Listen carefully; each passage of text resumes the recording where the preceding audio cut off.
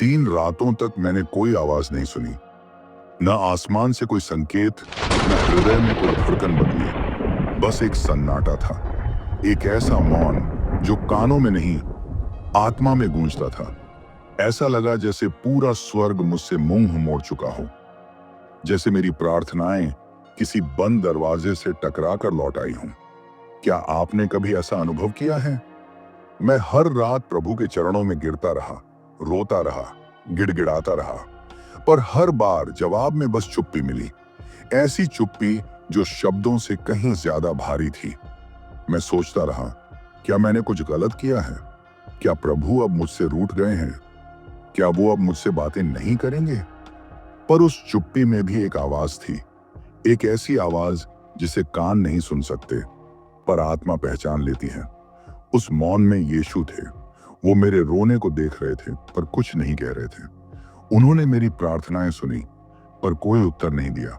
उन्होंने मेरे आंसुओं को गिना, पर उन्हें पहुंचा नहीं, क्योंकि वो मुझे तोड़ नहीं रहे थे, वो मुझे गहरा कर रहे थे। क्या आप जानते हैं, सबसे ज्यादा शक्ति तब आती है जब परमेश्वर कुछ नहीं कहते। जब वो चुप हो जाते हैं, तब स्वर्ग कोई काम कर रहा होता है, पर हमें नहीं दिखता। हमें सिर्फ अंधेरा दिखता है, इंतजार दिखता है, और वो दरवाजा जो बंद लगता है। पर शायद उस दरवाजे के पीछे कोई निर्माण चल रहा होता है। एक रात मैं पूरी तरह टूट गया था, बिस्तर पर लेटा था, पर आंखें बंद नहीं हो रही थीं। दिल के अंदर एक ऐसी टीस थी जो बयान नहीं की जा सकती। उस रात मैंने कहा, प्रभु, अगर आप हैं तो कुछ बोलिए। लेकिन कोई जवाब नहीं आया। बस एक बात मेरे मन में आई, क्या तू मुझे तब भी मानेगा जब मैं तुझे कुछ भी ना दूं? मैं हिल गया। क्या मैं सिर्फ इसीलिए प्रभु को चाहता हूं क्योंकि वो मुझे आशीष देते हैं? क्या मेरी भक्ति सिर्फ इसलिए है क्योंकि मुझे उम्मीद है कि वो मेरे दुख दूर करेंगे? अगर वो कुछ भी ना दें, अगर वो हमेशा चुप रहें, तब भी क्या मैं उन्हें प्यार करूंगा? यीशु भी तो चुप थे उस रात जब वो पकड़े गए। उन्होंने खुद को बचाया नहीं। क्रूस पर टांगे जाने तक उन्होंने विरोध नहीं किया, और जब सबने उन्हें छोड़ दिया, उन्होंने भी कहा, हे पिता, तूने मुझे क्यों छोड़ दिया? वो क्षण जब यीशु ने भी मौन को महसूस किया। अगर खुद मसीह ने वो सन्नाटा झेला, तो हम क्यों नहीं? क्या हो अगर उस मौन में ही हमारी आत्मा की असली परीक्षा हो रही हो? क्या हो अगर उस चुप्पी में ही हमारा भविष्य आकार ले रहा हो? अगर आप भी उस चुप्पी से गुजर रहे हैं, तो रुकिए मत, रोइए, गिरिए, लेकिन प्रभु से दूर मत जाइए। वो चुप हैं, पर वो गए नहीं हैं। वो देख रहे हैं, वो गिन रहे हैं हर आंसू। वो उस समय का इंतजार कर रहे हैं जब आप बिना किसी जवाब के भी कहेंगे, यीशु, मैं आपको अब भी चाहता हूं। सच्चा विश्वास तब प्रकट होता है जब जवाब न मिलने पर भी हम हार नहीं मानते, जब चुप्पी में भी हम प्रार्थना करते हैं, और जब हर दरवाजा बंद लगे तब भी हम उम्मीद का दिया बुझने नहीं देते। Because sometimes silence is not absence, it's preparation. जब परमेश्वर चुप होते हैं तो वास्तव में क्या चल रहा होता है? कभी कभी हम उन क्षणों में पहुंचते हैं जब हमने सब कुछ किया होता है, प्रार्थना, उपवास, आंसू, यहां तक कि रातों को जागकर रोना, लेकिन फिर भी स्वर्ग चुप है। कोई उत्तर नहीं, कोई संकेत नहीं, कोई हलचल तक नहीं, बस मौन। ये मौन कई बार किसी सजा जैसा लगता है। हम सोचते हैं, क्या मैंने कोई पाप किया है? क्या परमेश्वर मुझसे नाराज है? या क्या मैं उनके लायक नहीं हूं? पर आज इस मौन की तह में जाकर एक ऐसा सत्य प्रकट होता है जिसे आपने शायद पहले कभी नहीं जाना। मौन हमेशा अनुपस्थिति नहीं होता। कई बार मौन ही सबसे ऊंची पुकार होती है।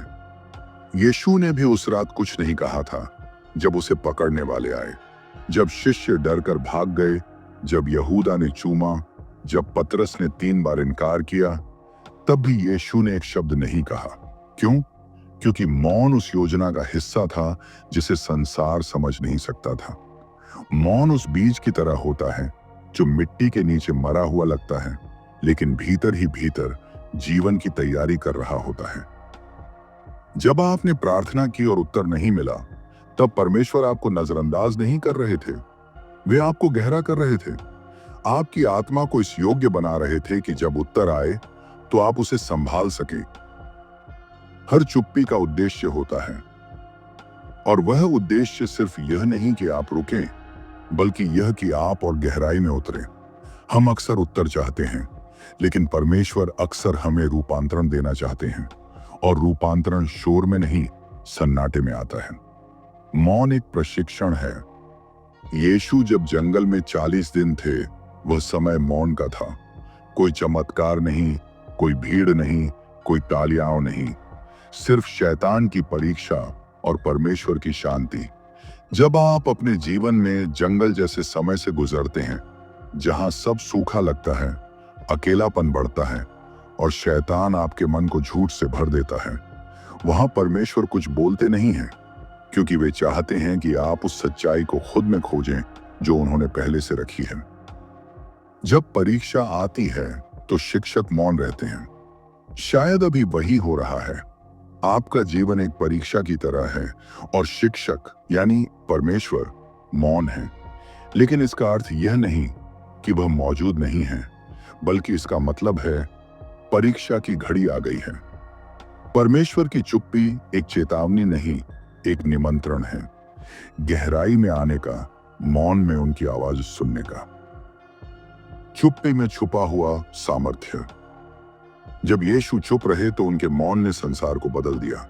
क्रूस पर लटकते हुए जब चारों ओर अपमान, थू थू और तिरस्कार था, तब भी वह शांत। स्वर्ग की सबसे बड़ी घोषणा है, मैं तुम्हें अब भी प्रेम करता हूं।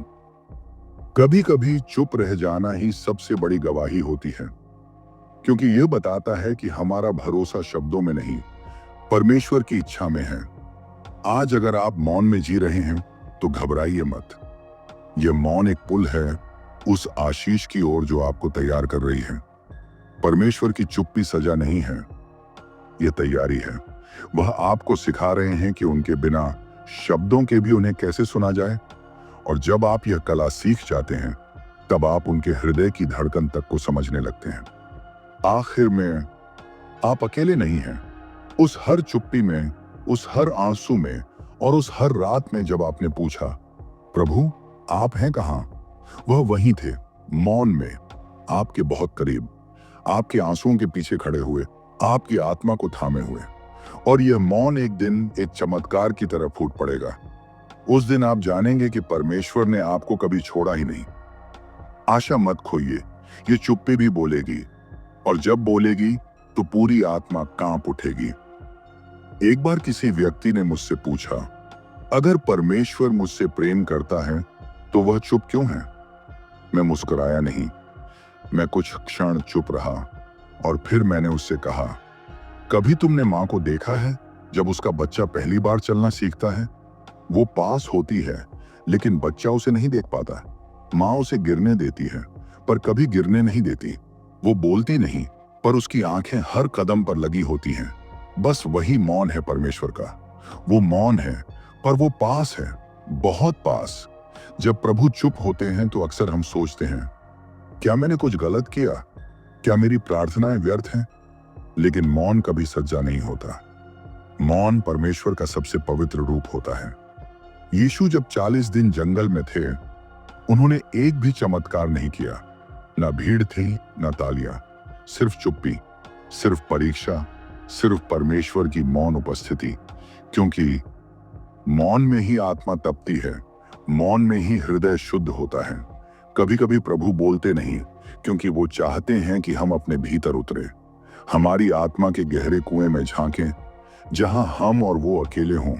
जो जवाब हम शब्दों में ढूंढते हैं, वो अक्सर मौन में छुपे होते हैं। और जब मौन टूटता है, तब स्वर्ग रोता है और आत्मा गीत गाती है। एक माँ रात के सन्नाटे में अपने बीमार बच्चे की सांसें गिनती है। वो कुछ नहीं कहती, लेकिन वो हर श्वास पर दुआ करती है। यही है प्रभु का मौन प्रेम। वो बोलते नहीं, क्योंकि वो पूरी तरह व्यस्त हैं हमें थामने में। जब यीशु ने लाजर को कब्र से बुलाया, उससे पहले वो चुप रहे, चुपचाप आंसू बहाए। बाइबल कहती है, जीसस वेप्ट। बस यही, ये दुनिया का सबसे छोटा लेकिन सबसे भारी वाक्य है। परमेश्वर रोते हैं, चुपचाप, हमारे साथ, हमारे लिए। क्या तुमने कभी उनकी उस चुप्पी को सुना है, जब कोई जवाब नहीं मिला पर किसी ने तुम्हें थाम लिया? हाँ, वही मौन ईश्वर है। और जब तुम टूट कर रोते हो, वो मौन तुम्हारे आंसुओं में घुल जाता है। वो कुछ कहता नहीं, लेकिन उसका स्पर्श तुम्हारी आत्मा में हलचल मचा देता है। प्रिय आत्मा, अगर आज तक तूने सिर्फ शोर में परमेश्वर को ढूंढा है, तो आज एक बार चुप हो जा, क्योंकि शायद वो तेरे बहुत पास खड़ा बन जाते हैं बस, और मौन गीत बन जाता है। कभी कभी हम घुटनों पर बैठ जाते हैं, शब्द नहीं होते, बस आंखों से आंसू बहते हैं, और तब परमेश्वर हमें सबसे ज्यादा सुनते हैं, क्योंकि वो प्रार्थनाएं जो दिल से निकलती हैं, वो बोलने की मोहताज नहीं होती। बाइबल में हन्ना की कहानी याद है। वो मंदिर में आई थी, टूटी हुई, अपमानित, संतान के बिना। उसके होंठ हिल रहे थे, लेकिन आवाज नहीं थी। इली पुजारी ने सोचा, ये स्त्री नशे में है, पर वो नशा नहीं था। वो वह प्रार्थना थी जो आत्मा की गहराई से फूट रही थी, और परमेश्वर ने सुना। 1 साल बाद उसका पुत्र शमूएल उसकी गोद में था, वही बच्चा जो परमेश्वर की आवाज सुनने वाला बना। परमेश्वर मौन में भी सुनते हैं, और कभी कभी वो जवाब भी मौन में ही देते हैं। तू क्यों रोता है? क्योंकि तेरे भीतर कुछ ऐसा टूटा है जिसे दुनिया नहीं समझ सकती, लेकिन तुझे समझने के लिए यह दुनिया नहीं, परमेश्वर काफी है। जब तू अकेले बैठा रो रहा होता है, जब तू सोचता है कोई नहीं जानता मेरे दिल की बात, उस वक्त परमेश्वर बहुत धीरे से, बहुत कोमलता से तेरे पास आकर कहता है, मैं जानता हूं। पर यह आवाज शोर में नहीं सुनाई देती, ये मौन में ही फुसफुसाती है। कभी कभी परमेश्वर तुझे जवाब इसलिए नहीं देते क्योंकि वो तुझे सिखा रहे होते हैं कि तू खुद अपनी आत्मा की आवाज सुने। हर आंसू जो गिरा है वो स्वर्ग में दर्ज किया गया है। बाइबल कहती है, He puts our tears in his bottle। प्रभु तेरे आंसुओं को बोतल में इकट्ठा करता है। कोई भी आंसू बेकार नहीं जाता, कोई भी टूटी हुई दुआ व्यर्थ नहीं जाती। यीशु ने जब गेतसेमनी में प्रार्थना की, तब भी वो अकेले थे। उनके शिष्य सो गए थे, पर उस चुप्पी में, उस अंधकार में, उनकी आत्मा ने स्वर्ग को छू लिया।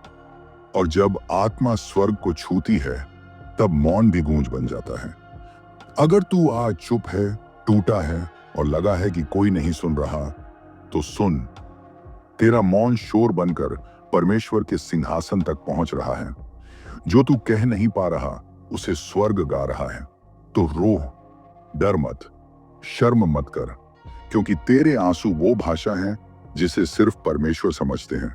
जब परमेश्वर देर करते हैं, लेकिन कभी चूकते नहीं। कभी तुमने सोचा है परमेश्वर जवाब क्यों नहीं देते? जब तू सबसे ज्यादा टूटता है, तब वो क्यों चुप रहते हैं? मगर क्या तू जानता है, उनकी चुप्पी भी एक योजना होती है, एक समयबद्ध योजना जो हमेशा पूरी होती है, लेकिन तेरे नहीं, उनके समय पर। लाजर की कहानी याद है? यीशु को खबर दी गई, तुम्हारा मित्र बीमार है, लेकिन वो तुरंत नहीं आए।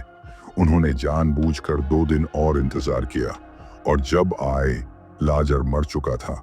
मरता और मरियम ने कहा, प्रभु, अगर आप होते तो हमारा भाई न मरता। हाँ, अगर वो होते तो शायद लाजर बीमार से स्वस्थ हो जाता, लेकिन तब लाजर सिर्फ चंगा होता, मृतकों में से जीवित नहीं होता। यीशु की देरी ने चमत्कार को महिमा में बदल दिया। तो जब परमेश्वर देर करते हैं, समझ लेना वो सिर्फ कुछ अच्छा नहीं, कुछ महान करने वाले हैं। तू प्रार्थना कर रहा है, तू रोज कह रहा है, प्रभु मेरी सुनिए, कब तक? और स्वर्ग से कोई आवाज नहीं आती। तू सोचता है, क्या मैंने कुछ गलत किया? क्या परमेश्वर मुझसे नाराज है? पर यह मौन तेरी सजा नहीं, ये तेरी तैयारी है। जैसे एक बीज जमीन में बोया जाता है, अंधेरे में, चुप्पी में, अकेले, लेकिन वहीं से नया जीवन जन्म लेता है। तेरी आत्मा का बीज परमेश्वर बो चुका है। तू अंधेरे में है क्योंकि तू अंकुरित हो रहा है। वो दिन दूर नहीं जब तू फूल बनेगा, फल देगा और दुनिया देखेगी, ये वही है जो कल तक रो रहा था, पर आज मुस्कुरा रहा है, क्योंकि प्रभु ने उसकी सुनी। जब देर होती है, तब वो ईश्वर सबसे ज्यादा करीब होते हैं। बस वो तुम्हें देख रहे होते हैं कि तू रुकता है या भरोसा रखता है। और जब तू टिक जाता है, जब तू कहता है मैं जानता हूं तू सुन रहा है भले तू चुप है, तभी स्वर्ग में हलचल होती है। तेरा विश्वास प्रभु के सिंहासन को हिला देता है। तो देरी से मत डर, चुप्पी से मत घबरा।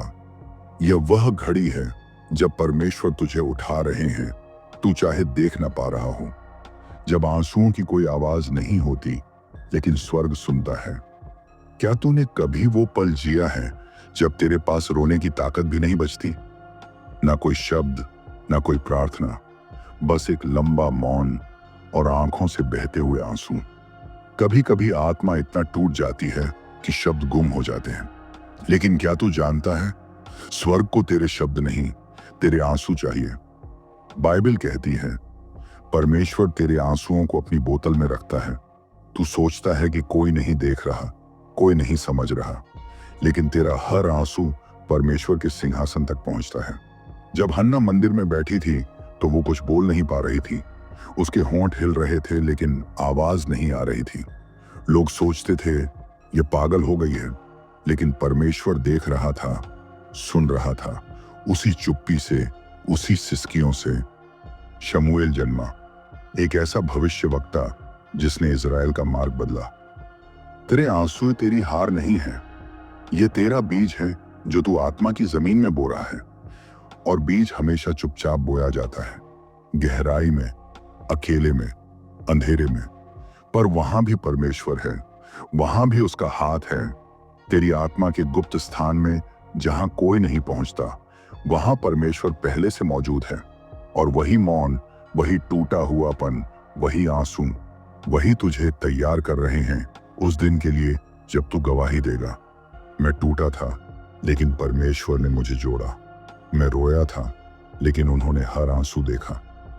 मैं चुप था लेकिन स्वर्ग में तेरा मौन व्यर्थ नहीं जा रहा। तेरा हर दर्द तेरे भविष्य की नींव बन रहा है। जब सन्नाटा बोलता है और स्वर्ग रुक जाता है। रात के उस पहर को याद कर जब तू रोता रहा, तकिए भीग गए लेकिन कोई जवाब नहीं आया। तू उठा, घुटनों पर बैठा, हाथ जोड़े, लेकिन ऊपर से जैसे आकाश बंद हो गया था। पर क्या तू जानता है, उस चुप्पी में भी परमेश्वर तुझसे बात कर रहा था। चुप्पी कभी सजा नहीं होती, वो आमंत्रण होता है। वो कहता है अब बोल मत, बस सुन। जब तू सिसकता है और तेरे शब्द गुम हो जाते हैं, तब तेरे अंदर की आत्मा तेरे लिए बोलती है। रोमियो 8:26 में लिखा है, आत्मा हमारी दुर्बलता में सहायता करता है।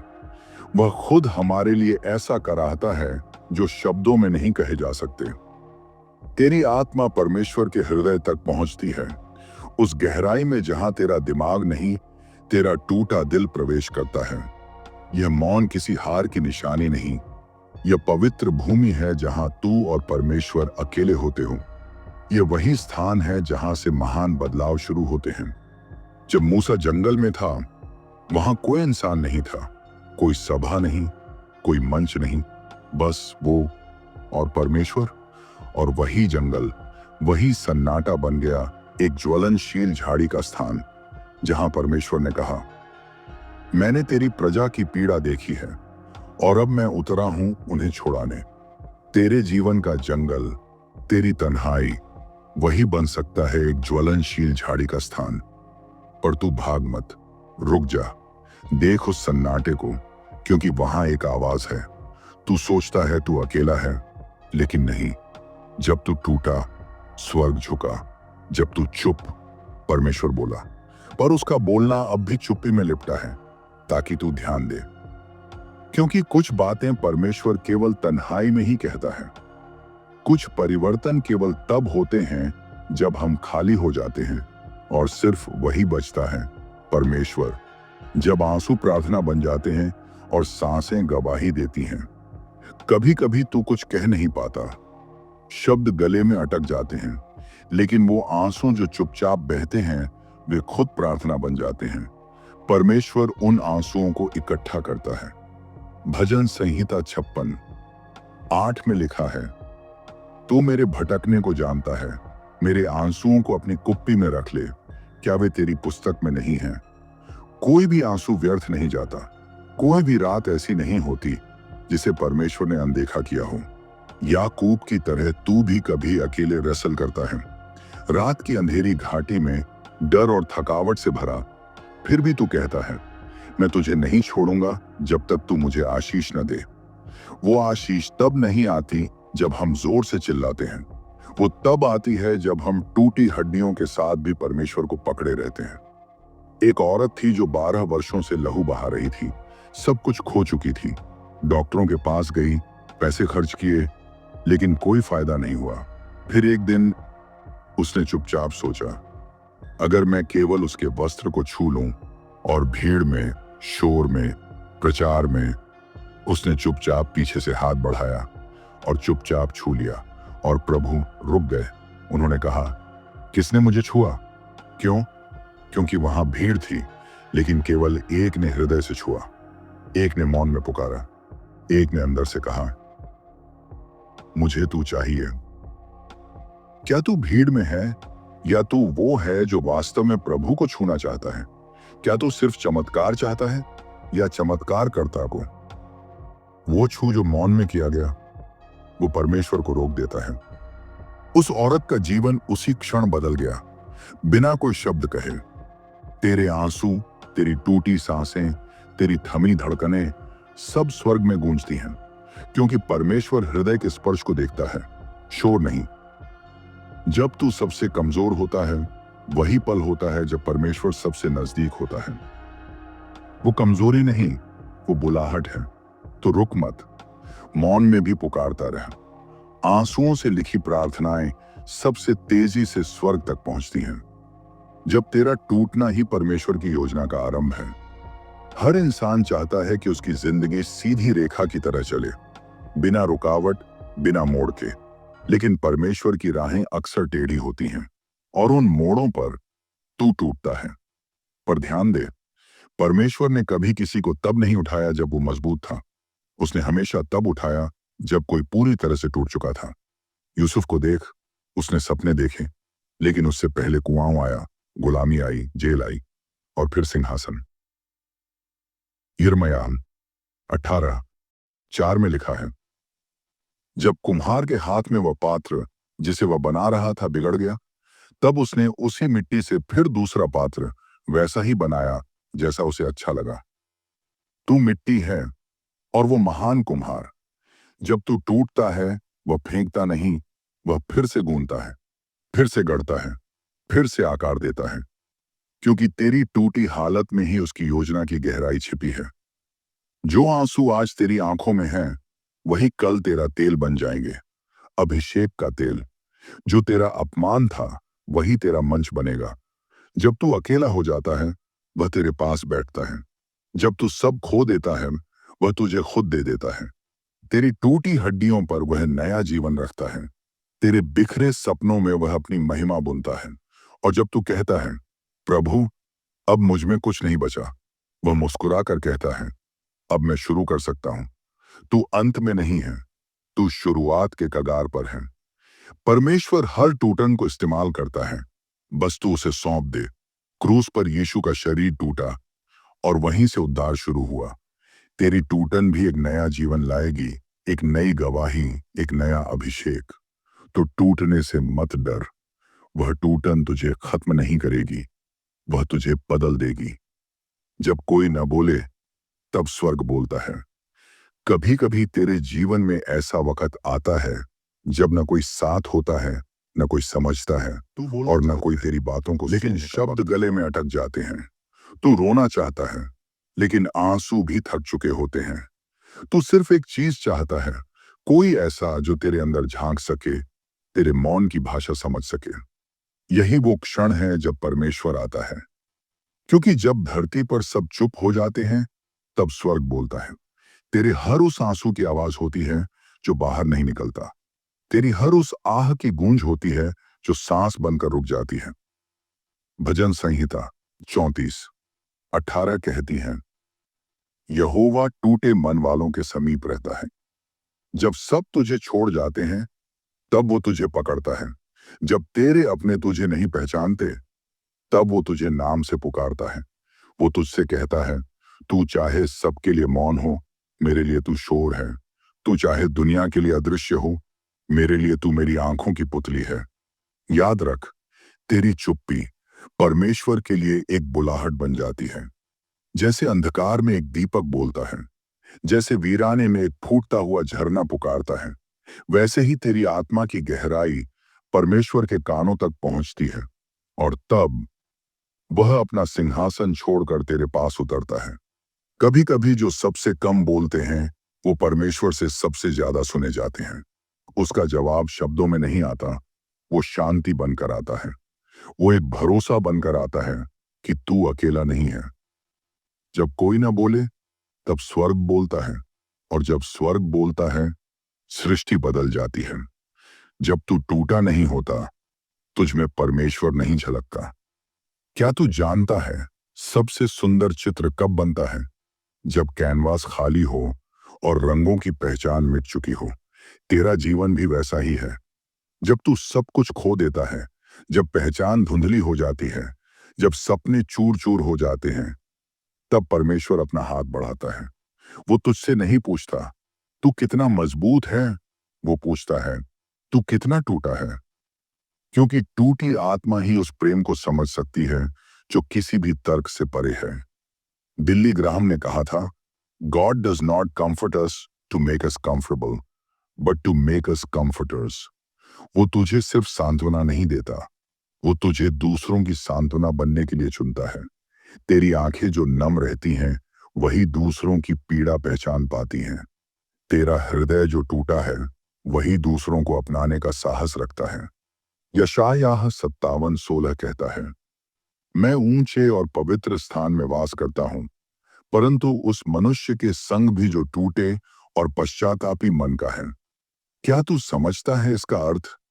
परमेश्वर ऊंचाई पर रहकर भी तेरे गिरे हुए मन के सबसे पास होता है, क्योंकि वो जानता है, जब तू अपने आप में कुछ नहीं होता, तभी तू उसके लिए सब कुछ बन जाता है। तू जब टूटा होता है, तभी परमेश्वर तेरे जीवन से चमकता है। जैसे शीशे में दरार हो तो रोशनी उसे झांकती है। तेरी दरारें उसकी उपस्थिति की राह बन जाती हैं।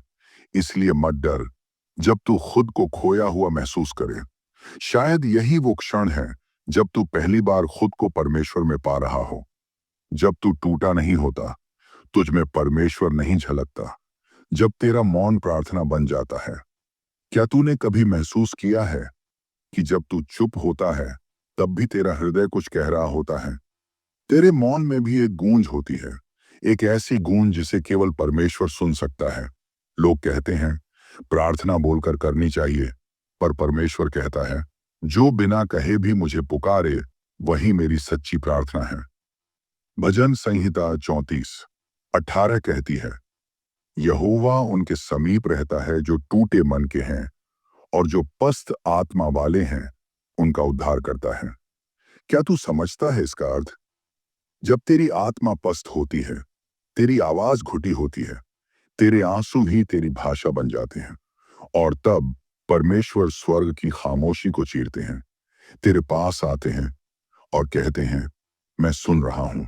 तेरा मौन मेरे सामने गूंज रहा है। बिल्ली ग्राहम कहते हैं, the Christian life is not a constant high. I have my moments of deep discouragement, but I have learn to go to God in prayer with tears in my eyes. जब तू चुपचाप रोता है, वो तेरे हर आंसू को गिनता है। जब तू चुपता है, वो तेरे बैठने के कारण को जानता है। जब तू सांस भी नहीं ले पाता, वो तेरी रूह की हलचल तक समझता है, क्योंकि वह परमेश्वर है, केवल तेरा रचयिता नहीं, बल्कि तेरा समझने वाला पिता। जब तेरे शब्द चुप हो जाते हैं, परमेश्वर का उत्तर शुरू होता है।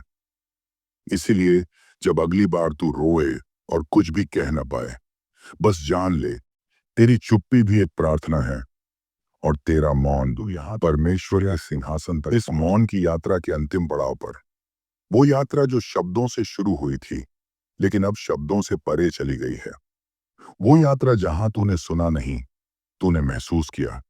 तेरी आंखों में जो नमी है, वो इस बात का सबूत है कि प्रभु ने तुझसे इस यात्रा में बातें की हैं, बिना बोले, बिना आवाज के, केवल मौन में। शब्द थक जाते हैं लेकिन आत्मा नहीं। आत्मा उस मौन में भी बोलती है जहां दुनिया चुप है।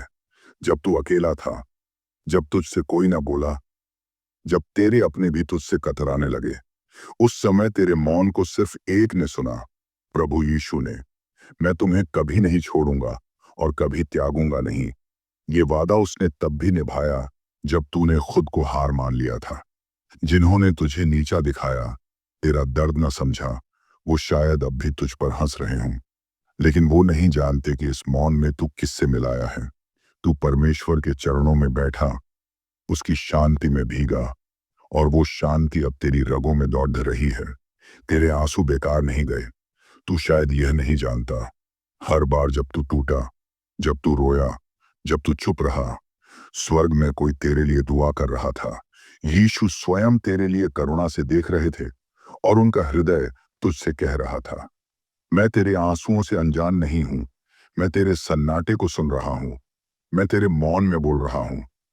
हर वो समय जब तूने पूछा, प्रभु कहाँ हो, और कोई जवाब नहीं मिला, वो खामोशी उसका जवाब थी। क्योंकि मौन सिर्फ अनुपस्थिति नहीं, मौन उसकी निकटता भी है।